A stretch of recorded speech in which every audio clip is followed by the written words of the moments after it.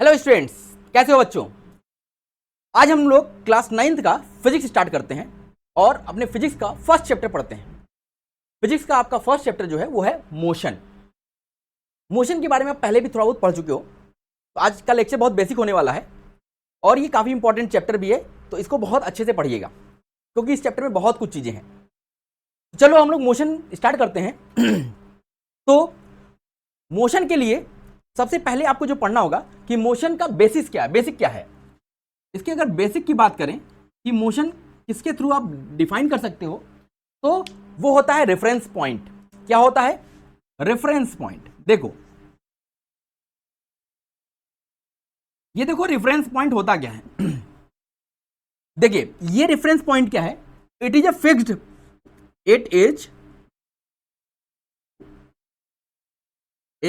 Fixed point. यह वह fixed point होता है। ये कहां हो सकता है? आपके लाइन पे भी हो सकता है, सरफेस पे भी हो सकता है और स्पेस में भी हो सकता है, ठीक है। और a fixed object,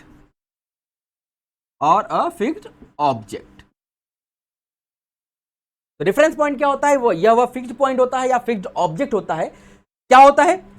with respect to which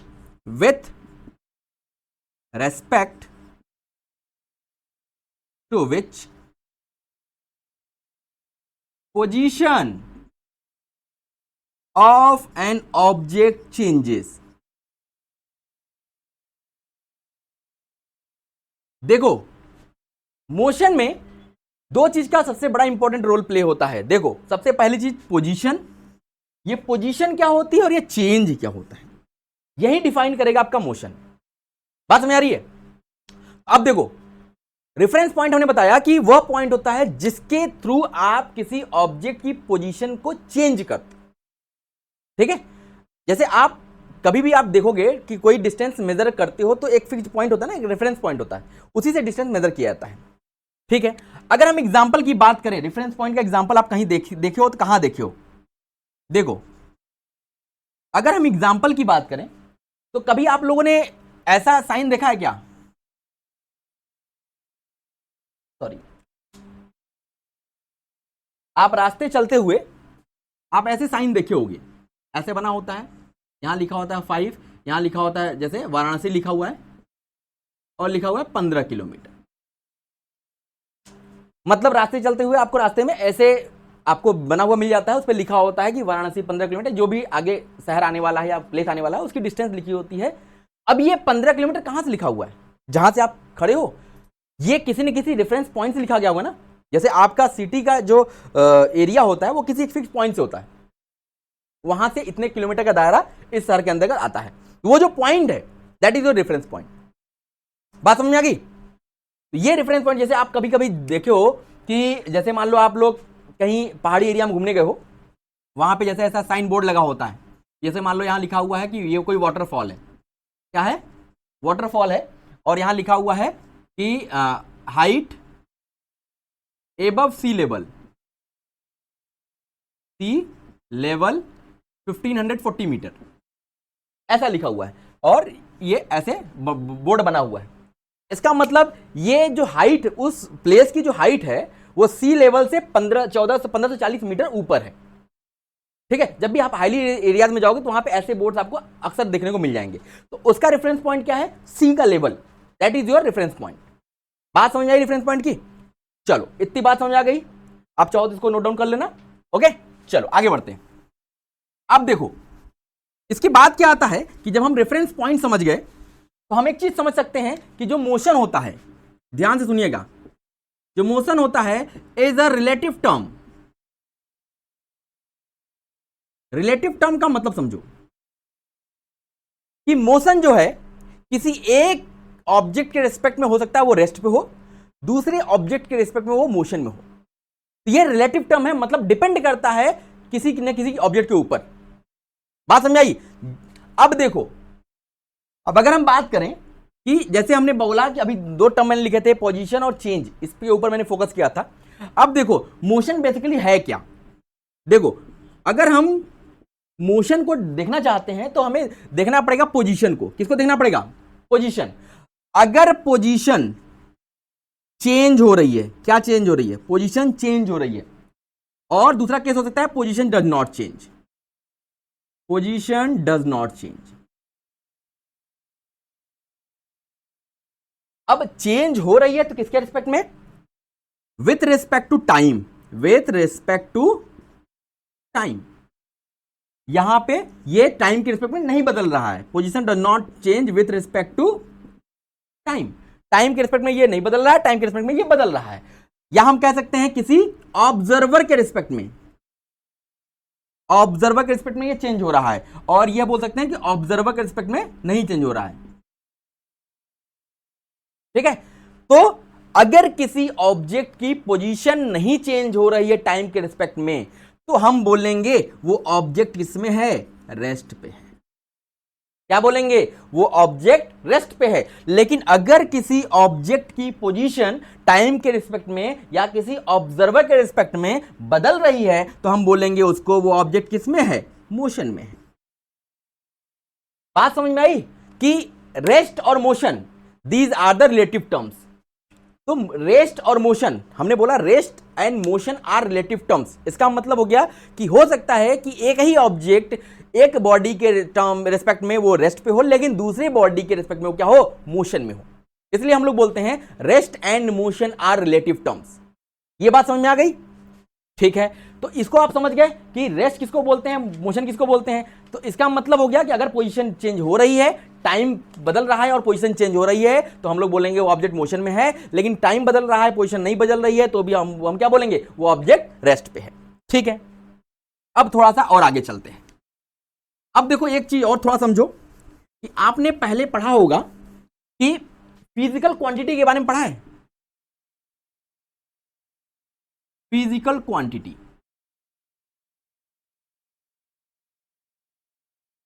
physical quantity किसको बोलते हैं? The quantity which can be measured, the quantity which can be measured. जिस क्वांटिटी को आप मेजर कर सकते हो उसको हम लोग बोलते हैं फिजिकल क्वांटिटी। ठीक है, अब इस क्वांटिटी के पास होता क्या है? इस क्वांटिटी के पास होगा यूनिट। क्या होगा? यूनिट होगा। अब ये फिजिकल क्वांटिटी दो टाइप्स की होती है। कितने टाइप्स की होती है? दो टाइप्स की होती है। इस फिजिकल क्वांटिटी के हम टाइप्स की बात कर रहे हैं। दो टाइप्स की होती है, नाम दिया जाता है एक का स्केलर, एक को बोला जाता है स्केलर क्वांटिटी, दूसरे को बोला जाता है वेक्टर क्वांटिटी। ठीक है, अब ये स्केलर और वेक्टर कैसे डिफाइन होते हैं? तो हम बोलते हैं कि कोई भी क्वांटिटी जो होगी फिजिकल क्वांटिटी, वो स्केलर तब होगी जब उस क्वांटिटी के पास क्या होगा? ओनली मैग्नीट्यूड होगा। क्या होगा? केवल और केवल मैग्नीट्यूड होगा। और किसी फिजिकल क्वांटिटी को आप वेक्टर क्वांटिटी कब बोलोगे? जब उसके पास क्या होगा? मैग्नीट्यूड के साथ साथ, मैग्नीट्यूड के साथ साथ क्या होगा? डायरेक्शन होगा। क्या होगा? डायरेक्शन होगा। अगर मैग्नीट्यूड और डायरेक्शन दोनों हैं तो वो क्वांटिटी वेक्टर क्वांटिटी हो जाएगी। अगर केवल मैग्नीट्यूड होगा तो वो क्या हो जाएगी? स्केलर क्वांटिटी हो जाएगी। जैसे अगर एग्जांपल के तौर पे बात करें तो जैसे हम लोग बोलते हैं distance, time, length, speed, these are scalar quantities. अगर वेक्टर क्वांटिटीज के एग्जांपल की बात करें तो जैसे हम लोग बोलते हैं फोर्स, डिस्प्लेसमेंट, वेलोसिटी और भी बहुत सारे। इन सारी क्वांटिटीज को एक्सप्रेस करने के लिए मैग्नीट्यूड के साथ साथ डायरेक्शन का भी होना जरूरी है। लेकिन इनको एक्सप्रेस करने के लिए क्या चाहिए? केवल मैग्नीट्यूड चाहिए। जैसे अगर आपको बोलना हो कि यहां से दिल्ली की डिस्टेंस कुछ है, तो आप क्या बोलोगे? 30 किलोमीटर या 40 किलोमीटर। तो वो आपका क्या हो गया? डिस्टेंस हो गया। ठीक है, तो ये हमारी क्या हो गई? Physical quantity. क्यों पढ़ाया? क्योंकि इसका अभी आगे यूज आने वाला है। ठीक है, इतनी बात समझ में आ गई। चलो आगे बढ़ते हैं। अब देखो, जब हम क्वांटिटीज के बारे में बात कर लिए, अब थोड़ा सा हम बात करेंगे कि जो मोशन को एक्सप्रेस करने वाले पैरामीटर्स हैं। देखो, मोशन को एक्सप्रेस करने वाले पैरामीटर्स। अभी जो हम करेंटली पैरामीटर्स पढ़ने वाले हैं वो दो पैरामीटर्स पढ़ेंगे, एक पढ़ेंगे डिस्टेंस और दूसरा पढ़ेंगे displacement.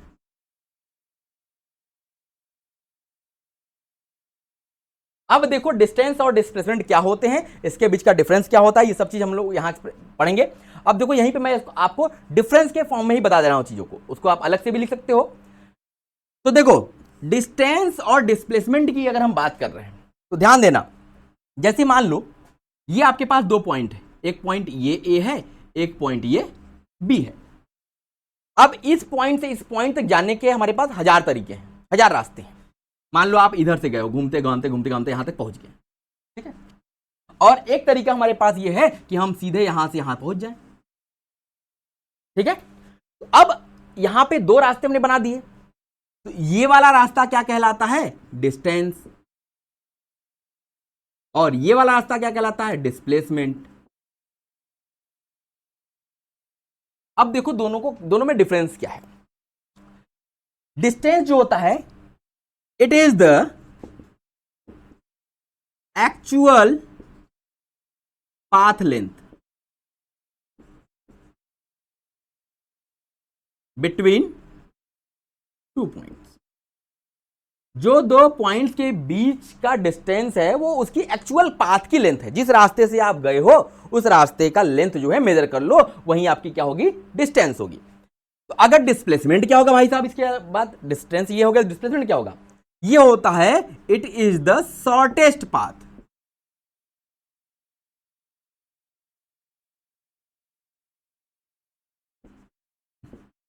Between initial and final position.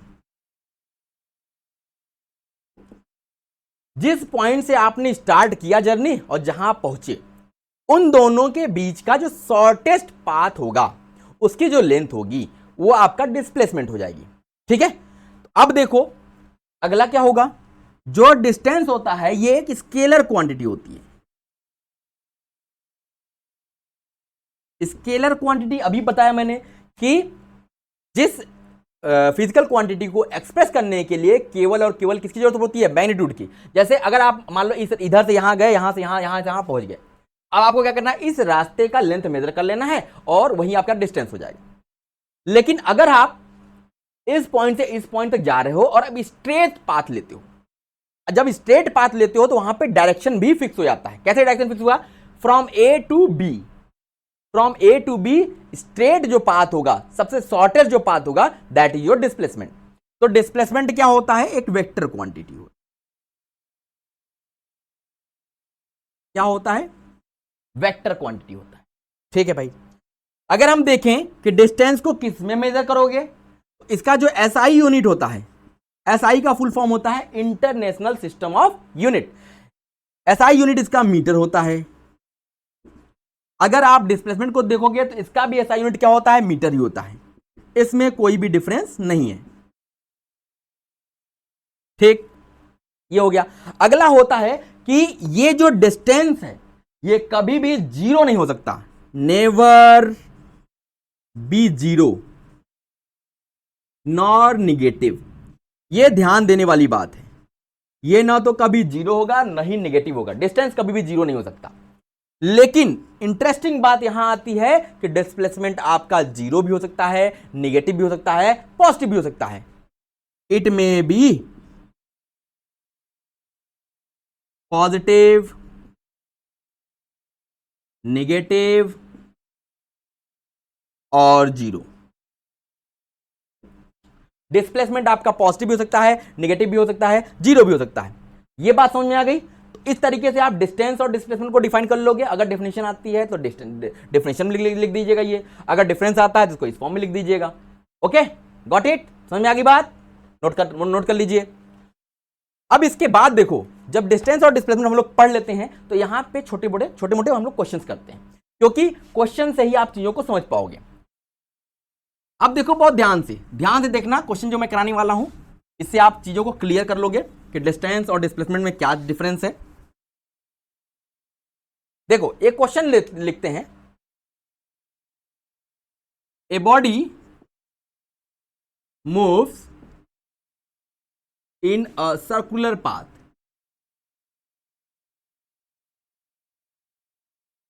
of radius r.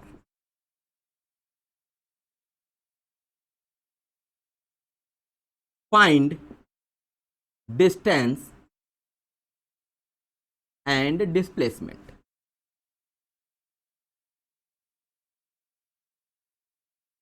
अब देखो आपके पास एक फिगर दिया हुआ है, ध्यान देना इस फिगर को, आपके पास एक फिगर दिया हुआ है, ये देखिए, ये ए पॉइंट है, ये बी पॉइंट है, ये सी पॉइंट है, ये डी पॉइंट है, और इसका रेडियस क्या है, आर है। ठीक है, आपसे कह रहा है फाइंड डिस्टेंस एंड डिस्प्लेसमेंट। पहला केस क्या है, ए से बी के दौरान आपको बताना है डिस्टेंस क्या होगा, डिस्प्लेसमेंट क्या होगा। दूसरा क्या है, ए से बी चला, बी से सी चला। ठीक है, तीसरा क्वेश्चन कह रहा है आप ए से बी जाओ, बी से सी जाओ, सी से डी जाओ। और चौथा क्वेश्चन कह रहा है कि आप ए से चले हो, बी पे पहुंचे हो, बी से चले सी पे पहुंचे, सी से चले डी पे पहुंचे, और डी से चले ए पे पहुंचे। ये आपके पास क्वेश्चन दिया है कि चारों केस में आपको डिस्टेंस और डिस्प्लेसमेंट फाइंड आउट करना है। बात समझ आ रही है? चलो सॉल्व करते हैं, देखना बहुत ध्यान से। अब अगर हमें पहले केस में निकालना है from A to B, A to, अगर ए से बी आप चल रहे हो, चलो देखो आप कौन सा पाथ ले रहे हो, ये पाथ ले रहे हो, ये ले रहे हो ना, ए से बी चले, आप यहां तक पहुंचे हो, आप किस कौन सा पाथ ले रहे हो, इस सर्किल के सर्कमफ्रेंस पे चल रहे हो ना, तो इसका मतलब आप यहां से यहां तक चले हो, तो ये पाथ की लेंथ जो होगी वही डिस्टेंस होगा। अब बताओ अगर आप इस सर्किल के सर्कमफ्रेंस पे पूरा चलते, एक कंप्लीट सर्किल चलते, तो कितना चलते, 2 पाई आर। अब देखो ये क्या है, 2 पाई आर को ही 4 पार्ट में ब्रेक किया गया है ना, तो डिस्टेंस इस केस में क्या हो जाएगा, डिस्टेंस ये हो जाएगा 2 पाई आर बाई 4, तो क्या हो जाएगा पाई आर बाई 2 मीटर। ठीक है, ये डिस्टेंस आ गया। अगर आर की वैल्यू कुछ दी होगी तो वहां पे रख लेना आराम से। अब देखो यहां पे डिस्प्लेसमेंट की बात करो,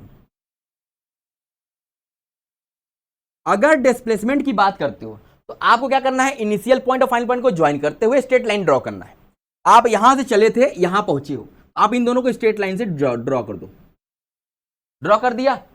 अब देखो अगर यहां पे देखोगे तो आपको क्या मिलेगा, एक राइट एंगल ट्रायंगल मिलेगा, क्या आइसोसेलेस राइट एंगल ट्रायंगल मिलेगा। देखो ये आर है तो ये भी तो आर होगा, और जब आपको पता है किसी ट्रायंगल की दो साइड्स आपकी आर है और 90 डिग्री ये राइट एंगल ट्रायंगल है, तो आप हाइपोटेनियस निकाल सकते हो ना। ये क्या होता है, अंडर रूट में आर का स्क्वायर प्लस आर का स्क्वायर, आर का स्क्वायर प्लस आर का स्क्वायर, मतलब आर रूट 2 मीटर। ये आपका क्या हो गया, ये आपका हो गया डिस्प्लेसमेंट। इतनी बात समझ आ रही है? अब देखो आप, ये तो हो गया ए से बी के दौरान जाने पे आपका डिस्टेंस कितना हो गया, पाई आर बाई 2 मीटर, और डिस्प्लेसमेंट क्या हो गया, आर रूट 2 मीटर। ये समझ आ गई? चलो अब दूसरे केस की बात करते हैं, जब ए से बी जाते हो और बी से सी पहुंचते हो। ठीक, चलो आ जाओ, देखो आप ए से बी गए और बी से कहां तक पहुंचे, सी तक। अगर यहां पे डिस्टेंस निकालना होगा तो आपको इस पाथ की लेंथ चाहिए होगी, तो यहां पे बताओ डिस्टेंस क्या होगा, यहां पे डिस्टेंस होगा टोटल सरकमफ्रेंस का आधा, तो क्या लिखोगे, 2 pi r by 2, that means pi r. बात समझ आ गई? इतना मीटर आपने ट्रेवल किया। अब आ जाओ डिस्प्लेसमेंट पे। अगर डिस्प्लेसमेंट की हम बात कर रहे हैं, अब आ जाओ, देखो हम क्या करते हैं, इनिशियल पॉइंट और फाइनल पॉइंट को मिला देते हैं, मिला दिया। अब बताओ ये कितना है, आर, ये कितना है, आर, दोनों मिलके कितना हो जाएगा, 2r। ये आपका हो गया डिस्प्लेसमेंट। आई बात समझ में? अब देखो तीसरा क्वेश्चन, देखो तीसरा क्वेश्चन कहता है कि ए से चलो बी पे, बी से चलो सी पे, सी से चलो डी पे। अब चलो ए से चले बी, बी से चले सी, सी से चले डी, तो अब आप कितना चले हो, 3 हिस्सा चले हो, तो आपका डिस्टेंस क्या हो जाएगा, 2 पाई आर बाई 3। तो यही आपका क्या हो जाएगा, डिस्टेंस हो जाएगा। ये समझ आ रही बात? क्योंकि 3 आप 2 पाई आर का 1/3 चल रहे हो ना। ठीक है, तो इसका मतलब हो गया कि अब आपका डिस्टेंस ये हो गया मतलब 2 पाई आर का कितना, चलो एक मिनट सॉरी, ये आपका इसका ये देखो पाई आर बाई 2 था, इसका क्या चलो 3 गुना चल रहे हो तो यहाँ पे 3 पाई आर बाई 2 हो जाएगा। सॉरी ये देखिए ये एक साइकिल में कितना, यहां से यहां तक चलने में कितना चल रहे थे पाई आर बाई 2, अब आप इसी का 3 टाइम्स कर दो तो ये हो जाएगा 3 पाई आर बाई 2। ये डिस्टेंस हो गया, क्या हो गया, डिस्टेंस हो गया। अब डिस्प्लेसमेंट की बारी आती है। देखो डिस्प्लेसमेंट कितना होगा। अब आप यहां पहुंच, यहां से यहां पहुंचे हो, आपको क्या करना पड़ेगा, इसको इससे मिलाना पड़ेगा, ये आर है तो ये भी आर होगा, फिर से पाइथागोरस थ्योरम लगाओगे तो यहां से भी क्या आ जाएगा, यही आ जाएगा r√2 मीटर। ये हो गया 3 केस में। चौथे केस में देखो, जब चौथे केस की बात करोगे तो चौथे केस में देखो आप कहां से चल रहे हो, ए से बी गए, बी से सी गए, सी से डी गए और डी से ए पहुंच गए। अब आप ए से लेके ए तक पहुंचे हो तो पूरा एक कंप्लीट साइकिल चल लिए, तो सर्किल के एक कंप्लीट साइकिल का डिस्टेंस कितना होता है 2 पाई आर, तो डिस्टेंस कितना हो जाएगा, डिस्टेंस हो जाएगा 2 पाई आर। ये हो गया डिस्टेंस, ठीक है। अब देखो अगर ये 2 पाई आर हो गया, अब हमें क्या करना है, हमें निकालना है डिस्प्लेसमेंट। अब देखो डिस्प्लेसमेंट निकालने के लिए आपको इस ए से चले थे ए पे ही पहुंच गए, तो इनिशियल पॉइंट भी आपका ए है, फाइनल पॉइंट भी ए है, दोनों के बीच की डिस्टेंस कितनी है 0। आपने देखा एक ही क्वेश्चन में आप सर्किल पे जब चल रहे थे तो डिस्टेंस और डिस्प्लेसमेंट हर जगह क्या हो रहा था, चेंज हो रहा था। तो ये आपका डिस्टेंस और डिस्प्लेसमेंट निकालने का तरीका हो गया। उम्मीद करता हूं आपको ये क्वेश्चन अच्छे से समझ में आ गया होगा, ठीक है। नोट डाउन कर लीजिए, फिर आगे बताते हैं आपको चीजें। हो गया, चलो अब देखो एक बहुत ही इंटरेस्टिंग चीज है, इसको आपको याद रखना है, ये आपके कॉम्पिटिटिव एग्जाम्स में या ऑब्जेक्टिव क्वेश्चंस में बहुत पूछा जाता है। आपको ये रिलेशन याद रखना है। देखो डिस्टेंस और डिस्प्लेसमेंट में एक रिलेशन होता है कि जो डिस्टेंस होता है, डिस्टेंस ये हमेशा बड़ा होगा या इक्वलिटी होगा डिस्प्लेसमेंट की।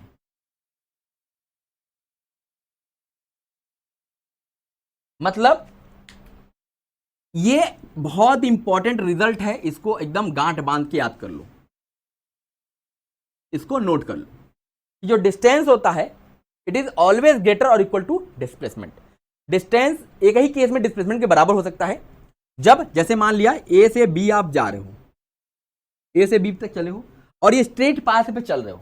अब बताओ यहां पे डिस्टेंस भी वही होगा जो डिस्प्लेसमेंट होगा। इसका मतलब डिस्प्लेसमेंट मैक्सिमम कितना हो सकता है, डिस्टेंस के बराबर हो सकता है, लेकिन डिस्प्लेसमेंट जो होगा वो हमेशा या तो बराबर हो सकता है या डिस्टेंस से हमेशा छोटा होगा। ये बहुत इंपॉर्टेंट रिजल्ट है, इसको याद रख लेना हमेशा के लिए, ठीक है। अब देखो एक क्वेश्चन जनरल वे में पूछा जाता है कि एक ऑब्जेक्ट मूव किया, an object move to a distance, through a distance, can it have zero displacement?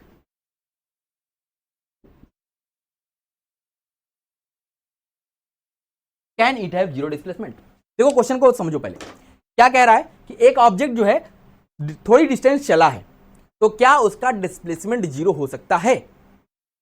थोड़ा सोचो, सोच के आंसर देना, हो सकता है या नहीं हो सकता? तो बहुत सारे बच्चे बोलेंगे नहीं हो सकता। तो इसका आंसर क्या है कि ये हो सकता है। कैसे हो सकता है? अगर जो अभी आपने एग्जांपल लिया था, अगर आप ऑब्जेक्ट सर्कुलर, आपका ऑब्जेक्ट सर्कुलर पाथ पे चल रहा है, मान लो आपका ऑब्जेक्ट यहां से चला, यहां से चल के यहीं पहुंच गया, तो डिस्टेंस तो ट्रेवल किया ना, लेकिन डिस्प्लेसमेंट इसका क्या हो जाएगा? जीरो। क्यों? क्योंकि इनिशियल पोजीशन और फाइनल पोजीशन क्या हो गया? अगर किसी ऑब्जेक्ट का इनिशियल पोजीशन और फाइनल पोजीशन सेम हो जाएगा तो उसका डिस्प्लेसमेंट क्या हो जाएगा? जीरो हो जाएगा। लेकिन डिस्टेंस के बारे में बता दूं, distance can never be zero, कभी भी जीरो नहीं हो सकता। अगर थोड़ा सा कुछ चीज चला हो तो डिस्टेंस तो होगा ही होगा, कभी जीरो नहीं हो सकता।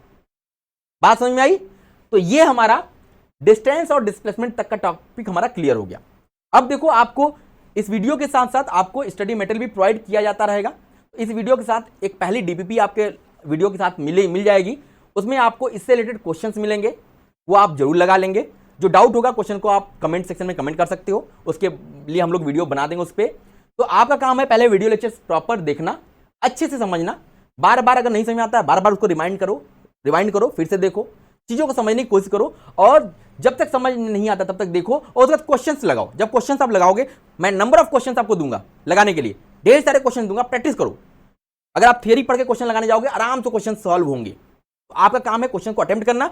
नहीं आएगा तो आप क्वेश्चन को पूछ सकते हो हमसे, कमेंट सेक्शन के थ्रू पूछ सकते हो, आप टेलीग्राम लिंक ज्वाइन कर लीजिए, वहां से आप पूछ सकते हो। तो हम लोग उससे आपको प्रॉपर कनेक्ट रह करके उसका आंसर देने की कोशिश करेंगे, ठीक है। तो ये पहला लेक्चर होगा, बहुत आराम से देखिएगा। अभी इस चैप्टर में बहुत कुछ चीजें हैं, धीरे धीरे हम लोग पढ़ेंगे और आराम से पढ़ेंगे, अच्छे से पढ़ेंगे।